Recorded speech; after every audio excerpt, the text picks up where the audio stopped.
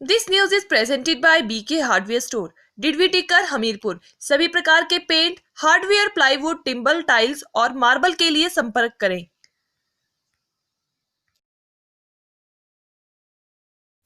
जीवन उत्साह न्यूज़ पर आप सब लोगों का बहुत बहुत स्वागत है। मैं रमेश शर्मा आज आपको फिर लेकर चल रहा हूँ हिमाचल प्रदेश के एक ऐसे इशू की तरफ जो हम काफ़ी जगह पर इस तरह की चीज़ें आपके सामने ला चुके हैं और इसी के चलते जिला कांगड़ा के अंतर्गत रैत ब्लॉक में परघोड़ पंचायत के अंतर्गत परघोड़ गांव में आए हैं और यहाँ पर आज हम आपको लेकर चल रहे हैं एक गरीब असहाय व्यक्ति की ऐसी लाचारी पर जो अपनी ज़िंदगी बहुत ही मुश्किल में जी रहा है। मैं आज आपको उसकी परिस्थिति दिखाने से पहले कुछ बातों पर ले चलना चाहता हूँ जिनमें मैं ध्यान दिलाना चाहता हूँ हिमाचल प्रदेश सरकार के संज्ञान में कि हिमाचल प्रदेश में गरीब आदमी की जो आज समस्याएं हैं, जो उसकी व्यथा है, उसको लेकर जो पंचायतों की जिम्मेवारियां होनी चाहिए या फिर जो संबंधित अधिकारियों की कर्मचारियों की जिम्मेवारियां होनी चाहिए, वह जिम्मेवारियां कहीं ना कहीं पूर्ण होती हुई दिखाई नहीं देती हैं। ऐसा मैं इसलिए कह रहा हूं क्योंकि आज के समय में एक गरीब आदमी एक ऐसी this news is presented by Vmac Infotech. CCTV camera लगवाएं, घर को चारों ओर से सुरक्षित बनाएं। चीज का शिकार हो रहा है जो आप उसको दूसरे शब्दों में अगर कहें तो कहीं ना कहीं उसका तिरस्कार हो रहा है। अब ये तिरस्कार क्यों हो रहा है, इसके पीछे क्या कारण है, ये तो अधिकारी सरकारें ही जानती हैं, किंतु पंचायत स्तर पर जिस तरह से एक व्यक्ति अपनी जिंदगी को एक ऐसे तरीके से जी रहा है जो जानवरों से भी बढ़कर है, देखकर बहुत दुख होता है। जीवन उत्साह न्यूज़ के माध्यम से मैं आज आपको लेकर चलता हूं परघोड़ गांव में, परघोड़ पंचायत में एक व्यक्ति जिसका नाम करमचंद है, जिसकी उम्र लगभग 50 वर्ष है। परिवार में कोई नहीं है, ना पत्नी है, ना बच्चे हैं, ना माता पिता हैं, अकेले इस ज़िंदगी को जी रहे हैं और जी भी किस तरह से जी रहे हैं वो मैं आपको दिखाना चाहता हूं। मेरे सहयोगी यहाँ पर दिखाएंगे। यहाँ पर ये शेड जो आप देख रहे हैं, ये शेड किसी व्यक्ति ने इनके ऊपर दया कर कुछ पैसा देकर 4-5 हज़ार रुपये देकर ये उनको गांव के कुछ लोगों ने मिलकर यहाँ पर खड़ा करके इनको दिया। ये शेड इनको यहाँ पर इसलिए दिया क्योंकि इनका जो मकान था, पुश्तैनी मकान पीछे बना हुआ था, ऊपर मेरे सहयोगी दिखाएंगे। यहाँ पर जो ऊपर वाली जगह मैं आपको दिखा रहा हूँ, यहाँ पर एक मकान होता था, वो कमरा था। वो कमरा पिछले 1.5 साल पहले गिर गया बरसातों में और बरसातों में गिरने के बाद में अभी तक पंचायत की तरफ से इनको केवल और केवल आश्वासन दिया जा रहा है। पंचायत का ये कहना है कि इनका मकान को लेकर सहायता राशि की बात की गई है, लेकिन वो अभी तक आई नहीं है। पिछले 1.5 सालों से अभी तक सहायता राशि नहीं आने की वजह से इनका मकान नहीं बन पाया और ये व्यक्ति यहाँ पर इस शेड में रहने को मजबूर हैं। मैं आपको पहले इस शेड को भी थोड़ा दिखा देता हूं और मैं अपने सभी व्यूवर्स को एक बार दिखाना चाहता हूं कि ये इसका जो हाइट है ये भी 5 ही फुट है लगभग, यानी झुक के ही अंदर जाना पड़ता है, जिस तरह से बाबा की कुटिया में जाना होता है। और मेरे सहयोगी आपको यहाँ पर दिखाएंगे। ये देखिए, ये इनका यहाँ पर चूल्हा है और ये देखिए एक टूटी सी चारपाई है जिसके ऊपर ये आप देखेंगे, ये आप देखेंगे यहाँ पर कोई दीवार नहीं है, ये केवल प्लास्टिक सा लगा हुआ है जिसमें सुराख हैं और ये व्यक्ति इस ज़िंदगी को यहाँ पर जी रहे हैं। ये देखिए यहाँ पर इस तरह से ये व्यक्ति, यहाँ इनका किचन है और यहाँ पर ये व्यक्ति अपनी ज़िंदगी जी रहे हैं। मैं यहाँ पर बहुत ही दुख के साथ ये बात रखना चाहता हूँ कि हमारे समाज का ये कौन सा आईना, कौन सा रूप हम देख रहे हैं जब एक व्यक्ति की ज़िंदगी में सरकारें इतनी भी जिम्मेवारी नहीं ले पा रही हैं, पंचायतें या संबंधित लोग इतनी भी जिम्मेवारी नहीं ले पा रहे हैं कि हम ऐसे लोगों के प्रति कुछ ऐसी योजनाएं बनाएं, कुछ ऐसे प्लान बनाएं जिसकी वजह से ये व्यक्ति अपनी ज़िंदगी को कम से कम इतना तो बेहतर जी लें कि इंसान जैसा जीवन जिए। क्योंकि अब इनके भाग्य की गलती है, इनके कर्मों की गलती है, इनके परिवार की गलती है, क्या गलती है ये तो हम नहीं कह सकते, लेकिन हमारी सरकारों की 100% गलती है कि एक व्यक्ति अपनी ज़िंदगी को जानवरों जैसा जी रहा है। मैं आपको एक दूसरी बात पर यहाँ पर लेकर चलना चाहता हूँ। इनको ना तो यहाँ पर बिजली की सुविधा है और ना ही मुझे लगता है यहाँ पर कोई पानी की सुविधा है, यहाँ पर कोई जल विभाग द्वारा कोई इनको नल भी नहीं दिया गया है। मैं यहाँ पर मुख्यमंत्री जयराम ठाकुर जी आपसे ये पूछना चाहता हूँ, आपने लक्ष्य लिया है कि हर घर को आप नल देंगे। साहब, ये व्यक्ति तो कितने सालों से यहाँ पर रह रहे हैं, इनकी पंचायतों से पूछा जाए कि इनके नल लगवाने के लिए आपने क्या जिम्मेवारियां ली हैं। आप प्रदेश को शौच मुक्त बनाने की बात कर रहे हैं, ये व्यक्ति के घर में टॉयलेट तक नहीं है। और मैं आपको बताना चाहूंगा कि इनका नाम बीपीएल में काफी लंबे अरसे से डाला गया है, उसके बावजूद इनके घर में यहाँ टॉयलेट नहीं है, इनके घर में नल नहीं है। और तो और बिजली विभाग ने जब इनका मकान गिर गया था, मीटर वहां टूट गया, तार टूट गई, तो उसको भी सरेंडर नहीं करवा पाए ये, क्योंकि ये जो व्यक्ति हैं बहुत ही आप समझ सकते हैं कि एकदम इनोसेंट व्यक्ति हैं, ना तो ये इनको याद रहता है कुछ, और अब शरीर भी इनका ठीक नहीं चलता है, डिस्क प्रॉब्लम हो गई है, और खाना बनाने की भी इनको दिक्कत है। सस्ता राशन तो इनको मिलता है डिपो से, लेकिन साहब राशन पकाएंगे नहीं तो खाएंगे क्या, और राशन से ज़िंदगी नहीं चलती है। जो व्यक्ति अपनी ज़िंदगी में जानवरों से भी बदतर जगह पर रह रहा हो, आप उस व्यक्ति से क्या एक्सपेक्ट कर सकते हैं समाज के लिए, आप क्या एक्सपेक्टेशंस कर सकते हैं, और किस तरह के आप राजा हैं, किस तरह की आप लोग सरकारें हैं, किस तरह के आप लोग प्रधान हैं, जो इतनी भी ह्यूमैनिटी ग्राउंड पर देखकर किसी व्यक्ति की व्यथा नहीं देख सकते हैं, और आप इन लोगों के लिए कुछ नहीं कर सकते हैं। मुझे दुख होता है, शर्म आती है ऐसे उन्हीं अधिकारियों, उन सरकारों के ऊपर जो एक गरीब आदमी की व्यथा को नहीं समझते हैं। क्यों इनके विभाग ने बिजली का मीटर अगर यहाँ से खराब हो गया, ये नहीं जा पाए, तो उनका जो रीडर आता था वो एक बार देख लेता कि व्यक्ति अंधेरे में रह रहा है, जब बिजली का बिल देने यहाँ पर आ सकता है और उनको धमकी दे सकता है कि हम मीटर का बिल लेना जानते हैं। उस व्यक्ति को क्या इतनी शर्म नहीं आई कि वो एक बार अपने विभाग में जाकर बताता कि इनका मीटर जो है वो टूटा हुआ है, उनका मकान गिर गया है, तार वहाँ है नहीं, बिल मीटर वहाँ है नहीं, लेकिन उसके बाद उनको जो बिल दिया जा रहा है तो उनके मीटर को कम से कम इसकी झुग्गी में, इस शेड में ही इंस्टॉल करा दिया जाता। लेकिन किसको फर्क पड़ता है? कोई फर्क नहीं पड़ता है, क्योंकि गरीब का तो कोई नहीं है। गरीब का तो केवल वोट आपको एक चाहिए, एक वोट से आपकी जिंदगी चलती है, लेकिन उसकी जिंदगी कैसे चलती है इससे आपको कोई फर्क नहीं पड़ता है। मैं माफी चाहूंगा, आपको मेरी बातें कड़वी जरूर लगेंगी, लेकिन मैं आपको सच बोलने जा रहा हूं कि आप अपनी जिंदगी में केवल लोगों को इस्तेमाल करना जानते हैं, इसके अलावा आपको कुछ नहीं आता है। एक गरीब आदमी की व्यथा आपको कोई फर्क नहीं पड़ता है। ये गांव के लोग यहां पर आए हैं, आज इनके साथ खड़े हैं, लेकिन कोई कितना दिन खड़ा रहेगा? हर आदमी की अपनी समस्या है, हर आदमी अपनी ज़िंदगी को कहीं ना कहीं किसी न किसी तरीके से चला रहा है। मैं थोड़ा सा पहले आपको करमचंद से मिलाना चाहूँगा। ये करमचंद जी यहाँ पर खड़े हैं। करमचंद जी, ये जो आपका मकान गिरा था तो उसके बाद ये शेड बनाया, तो किसने बनाया था ये शेड? ये तो बनाया है, ये तो है, ये तो आई टीना टूना दी ना पाई करी, तो फिर कोई 5000 के उपर टीन ली, उसके उपर पाई थी, तो कुनी के उपर नहीं, कुनी के उपर गल के उपर नहीं की। तो बिजली है, बिजली भी ओ पईओ, वो तारां पईयां, कोई के उपर तारां के उपर बिजली के उपर कोई नहीं जोड़ियां, कोई घर के उपर पैसा के उपर नहीं दिता देना। अच्छा, बिजली देने वाले जब आते थे, मीटर देने, बिल देने वाले, तो क्या बोलते थे आपको? सब बोलते बिल तो बोला है, बिल अह कैस के उपर बिल के उपर देना, अह लैना तो उपर जानते हैं, बिल के उपर ऐसी बात कोई नहीं होगी है गल। अच्छा, ऐसी बात को बोल रहे हैं। ठीक।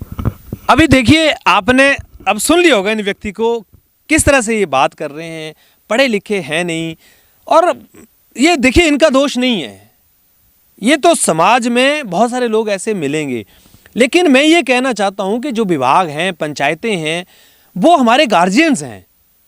पंचायतें हमारी गार्जियंस हैं, प्रतिनिधि हैं, कि अगर हमारे गांव में किसी व्यक्ति को कोई सुख दुख होगा तो वहां पर वो लोग उस बात को अपने प्रतिनिधित्व करते हुए सरकारों तक पहुंचाएंगे। क्या प्रधान की इतनी जिम्मेवारी नहीं बनती थी कि 1.5 साल में ये व्यक्ति अंधेरे में रह रहा है और प्रधान एक बार आते, बाढ़ पंच एक बार आते, उनको देखते और इनकी समस्या का समाधान करते? अभी मैंने एक्शन साहब से बात की बिजली विभाग में, तो उनसे मैंने बात की, उनसे किया कि सर इस तरह की समस्या, तो उन्होंने मुझे आश्वासन दिया कि मैं 2-3 दिन के अंदर इनका बिजली का यहाँ मीटर लगवा देता हूँ। देखिए, जब मैं हमीरपुर से आकर ये बात यहाँ पर करके बिजली विभाग से कर सकता हूँ, तो क्या यहाँ की पंचायत नहीं कर सकती थी? सब कर सकती थी, लेकिन केवल आदमी अपना फायदा देखता है कि मुझे क्या फायदा होगा। साहब इससे आपका प्रतिनिधित्व नहीं चलेगा, इससे आपका ग्राउंड जो ह्यूमैनिटी वाला वो नहीं बनेगा। हमारे बीच में कुछ लोग यहाँ पर खड़े हैं, मैं इनसे आपकी बात कराना चाहूँगा। साहब जैसे कि यहाँ पर आज हम यहाँ पर आए, आप लोगों ने बताया कि इस तरह की समस्या यहाँ पर है और कोई सुनने वाला नहीं है। इस आदमी के पास ना तो पैसा है, ना इसके पास कोई पेंशन है, ना इसके पास कोई पशु है, ना इसके पास कोई किसी तरह का कोई साधन है इनकम का, और ना इसके पास घर है, ना इसके पास टॉयलेट है, ना इसके पास बिजली है, ना इसके पास पानी है, कुछ भी इसके पास नहीं है, ना इसके पास बुद्धि है। सब कुछ इसके भगवान ने इसको बहुत मतलब एक तरह से इनोसेंट व्यक्ति बनाया है। इतने लंबे समय से व्यक्ति यहाँ पर अपनी जिंदगी जी रहा है, आप लोगों ने आज एक आवाज उठाई है इनके लिए, क्या कहना चाहेंगे इनको लेकर आप? मैं इसके उपलक्ष्य में यही कहना चाहूँगा कि जो सरकारों की जो प्राथमिकता बेसिक तरीके पर जो काम करने की नींव होती है वो पंचायत होती है, और यहाँ से ही सिस्टम पूरा इस पंचायत में ख़राब चल रहा है। करमचंद जी की जो कंडीशन है ये बहुत ही दर्दनीय है, और 1.5 साल पहले से इसका मकान गिरा हुआ है। अभी तक ग्राम पंचायत प्रधान पटवारी रेवेन्यू से पटवारी जी ने भी जहाँ का मुआयना किया हुआ है, किसी ने भी इस चीज़ को या तो ऊपर तक उठाया नहीं है, अगर उठाया है तो अनदेखी या अनसुनी की जा रही है। यहाँ पर कोई पानी की भी व्यवस्था नहीं है, बिजली की नहीं है, अंधेरे में है, इसका कोई दरवाज़ा नहीं है, ठीक से टीन का बनाया हुआ शेड का, बहुत बुरी कंडीशन है। ऐसी कंडीशन में जीना बहुत ही एक पशुओं जैसा भी हम नहीं कह सकते, उनके लिए भी सर्दियों में अच्छा जुगाड़ करके लोग पालते हैं। ये एक इंसान है, इसकी इंसानियत की रक्षा की जाए, मैं सरकार से यही कहूँगा। और पानी और इसके टॉयलेट का भी साथ में छोटा मोटा प्रबंध किया जाए, क्योंकि देश के प्रधानमंत्री जब डिजिटल इंडिया और स्किल इंडिया से देश को ऊपर उठाने के लिए दिन रात मेहनत कर रहे हैं, तो सरकारें क्यों सोई हुई हैं? क्या सरकार के संज्ञान में ये विषय अभी तक आया नहीं है? मैं ये जानना चाहता हूँ क्यों नहीं आया अभी तक? 1.5 साल से इसके लिए ग्रांट कहाँ से आएगी, कौन से रूट से आएगी, वो क्यों नहीं आज तक पहुँची? ये बहुत ही सर एक शर्मिंदगी का विषय है। इसके ऊपर मैं चाहूँगा कि पंचायत लेवल पर इनको सतर्क किया जाए, और निजी जितने भी कंसर्निंग डिपार्टमेंट हैं उनसे ये सवाल भी किया जाए, और सरकार इसमें संज्ञान लेकर तुरंत इसमें राहत का कोई कार्य करे। मैं यही गुजारिश करूँगा। राज्य सरकार से बहुत उम्मीद है, ऐसा कोई लगता नहीं है, अगर उनके विषय में आया होता तो शायद ये अभी तक काम हो चुका होता, लेकिन ये नीचे से मुझे लगता है कि इसको चीज़ को दबाया जा रहा है। किस विषय पर दबाया जा रहा है, इसकी जांच होना चाहिए। जी धन्यवाद सर आपका। मैं आपको यहाँ पर एक दूसरे विषय पे साथ में लेकर चलना चाहता हूँ। ये कोई बहुत बड़ा इशू नहीं है। मैं उन सभी प्रतिनिधियों से, मैं सभी अधिकारियों से, मैं मुख्यमंत्री साहब आपसे ये सवाल पूछना चाहता हूँ, अगर आपका कोई यहाँ दौरा होता है ना, तो लाखों रुपए उस दौरे पे खर्च हो जाते हैं। अगर आपके किसी मंत्री का, किसी व्यक्ति का यहां पर कोई कार्यक्रम होता है, लाखों रुपए खर्च कर देते हैं आप लोग। लेकिन एक गरीब आदमी के लिए ना तो आपके प्रतिनिधियों के पास लाखों रुपए पेंशन, लाखों रुपए सैलरीज ले रहे हैं वो लोग। क्या किसी व्यक्ति के लिए 10, 20, 30 हजार रुपए खर्च करना क्या किसी प्रतिनिधि के लिए कोई बड़ा कार्य है? शायद नहीं। उपायुक्त महोदय कांगड़ा श्री राकेश प्रजापति जी, मैं आपसे भी ये कहना चाहूँगा कि आप एक बहुत ही अव्वल दर्जे के अधिकारी हैं। मुझे लगता नहीं कि आपके संज्ञान में अगर इस तरह की कोई बात आए और उसके ऊपर आप एक्शन ना लें, ये मेरा व्यक्तिगत विश्वास है आपके प्रति। आप इसके ऊपर जरूर कुछ सोचें, क्योंकि ऐसा नहीं है कि 10, 20, 30 हजार रुपये इस आदमी की मदद नहीं की जा सकती है। मुझे लगता है कि अगर छोटा सा कमरा भी इसके लिए यहाँ पर एक गाड़ी अगर ईंटों की मंगवा दी जाए, मैं कहता हूँ एक गाड़ी तो बहुत ज़्यादा बोल दी होगी मैंने, बहुत थोड़ी सी, और उसको टॉयलेट बनाकर 10, 20, 30, 40 हजार रुपये लगा के बेचारे को कमरा ही तो मांग रहा है साहब, कुछ नहीं मांग रहा है इसके ज़्यादा।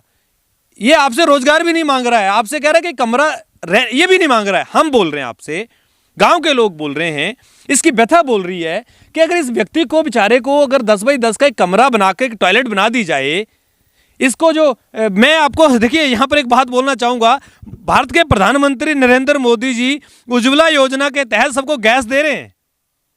मुझे लगता है कि इनको गैस मिली कि नहीं, मैं पूछ ही लेता हूं इनसे। करमचंद जी, आपको कोई यहाँ गैस चूल्हा मिला है? गैस चूल्हा तो ऊपर नहीं मिल रहा। नहीं मिला? नहीं, आपको नहीं मिला?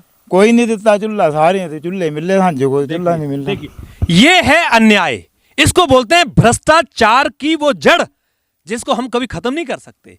मैं आपके मुख्यमंत्री जी, आपके विधायक साहब से पूछना चाहता हूं, वो कहां सोए हुए हैं?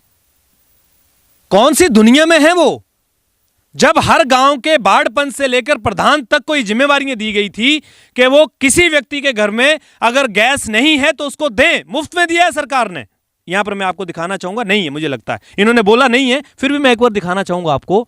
देखिए क्यों, इनको क्यों नहीं मिला?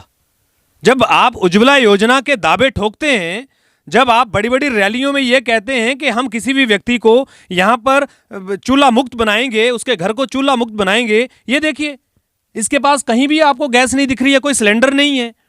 तो ये नाकामी नहीं है सरकारों की तो और क्या है साहब? मैं यही तो कह रहा हूं, मैं यही तो कहना चाह रहा हूं कि आप लोगों की जिम्मेवारियां आप समझ कहां रहे हैं। और मैं आपको एक और बात बताता हूं, अब क्योंकि मीडिया ने इस खबर को उठा दिया है तो अब ये कहीं ना कहीं और इशू हो जाएगा कि अब इसके जो चाहने वाले लोग हैं वो इसको और भी तंग करना शुरू करेंगे। मैं आपको दावा बोलता हूं सर इस बात का, वो इसके बनते हुए कामों को रोकेंगे कि इसने मीडिया में आके कंप्लेंट करी। साहब इसने नहीं करी, आपकी नालायकी और आपकी लापरवाही ने की है। आप जिस तरह के रवैया अपनाकर एक गरीब आदमी को परेशान कर रहे हैं, उसकी जिंदगी को आप जानवरों से बदतर बना रहे हैं, वो आपके लिए ठीक नहीं है। अगर आप सरकारों से नहीं डरना चाहते हैं, कानून से नहीं डरना चाहते हैं, तो उस भगवान से डरिए। यह अन्याय है और इस अन्याय के खिलाफ जीवन उत्साह न्यूज अपनी आवाज बुलंद करके बोलेगा कि आपको शर्म आनी चाहिए। इस तरह की व्यवस्थाएं आपके सामने हैं और आप आंखें बंद करके अपनी रोटियां सेक रहे हैं। मैं माफी चाहूंगा, मेरे से कुछ बातें थोड़ा भावना में बहकर मैं बड़े स्तर पे बोल गया हूं, लेकिन जो बोला है सच बोला है और दिल से बोला है। जीवन उत्साह न्यूज के सभी दर्शकों से मेरा निवेदन है, यदि आप कुछ मदद इस व्यक्ति की करना चाहते हैं, 100, 200, 500 रुपए जो आपको लगता है, मैं आपको हमारे जीवन उत्साह ट्रस्ट का एक अकाउंट नंबर दे रहा हूं। आप उसमें करमचंद लिखकर, करमचंद कांगड़ा लिखकर आप वो पैसा डोनेट कीजिए। जितना भी 10, 5,000, 20,000, 25,000 रुपये आएगा, हम उस पैसे को इन व्यक्ति के माध्यम से जो यहां पर हमारे बीच में खड़े हैं, इनके माध्यम से इस पैसे को यहां पर जब तक सरकार करे नहीं करे, और मुझे पता है आप सब लोग बहुत आराम से कर सकते हैं, बहुत आसानी से कर सकते हैं, 10, 20, 30,000 रुपये अगर इस व्यक्ति की मदद कुछ हम कर दें, मैं व्यक्तिगत रूप से अपनी तरफ से जो मैं भी करूंगा, अगर हम थोड़ा थोड़ा करें तो इस व्यक्ति की यहां पर हम एक मदद कर सकते हैं और यहां पर इसको हम एक कमरा बनाकर दे सकते हैं और उन प्रतिनिधियों को, उन अधिकारियों के मुंह पर तमाचा मार सकते हैं, उनको दिखा सकते हैं कि एक आम आदमी कमजोर नहीं है। कमजोर है तो आपकी व्यवस्था, कमजोर है तो आपका सिस्टम, कमजोर है तो आपके इरादे, कमजोर है तो आपकी नीयत। मैं आपसे निवेदन करूंगा, आप जरूर इस अकाउंट में मदद करें और आप लिखें करमचंद कांगड़ा। उस मदद के हिसाब से जितना भी पैसा आएगा अकॉर्डिंग टू स्टेटमेंट्स, वो हम इन व्यक्ति के सामने, इनके माध्यम से यहां पर जो भी जिम्मेवारी लेगा इनके गांव का व्यक्ति, यहां पर इनको एक कमरा बनवा के देंगे, चाहे शेड ऊपर टीन ही डाल के दें या जो भी करके दें, जो भी यथासंभव जितना पैसा आएगा उस हिसाब से करके देंगे। इस गरीब आदमी की जिंदगी में दुआएं मिलेंगी। बहुत बहुत धन्यवाद आप सब लोगों का। इस खबर को आप शेयर जरूर कीजिएगा ताकि ज़्यादा से ज़्यादा लोग इस बात को समझ सकें कि गरीब की मदद करना भी हमारी ड्यूटी है। जहां पर हम शराब में पैसा खर्च कर देते हैं, जहां पर हम गलत चीज़ों में पैसा खर्च कर देते हैं, हॉस्पिटल्स में जाके लाखों रुपए खर्च कर देते हैं, कोई नहीं पूछता है, तो वो अगर हम थोड़ा सा किसी गरीब की मदद के लिए दिल से, ईमानदारी से अगर करें तो जरूर बरकत मिलेगी। मेरा आपसे आह्वान है, आप जरूर मदद करें। बहुत बहुत धन्यवाद आप सबका।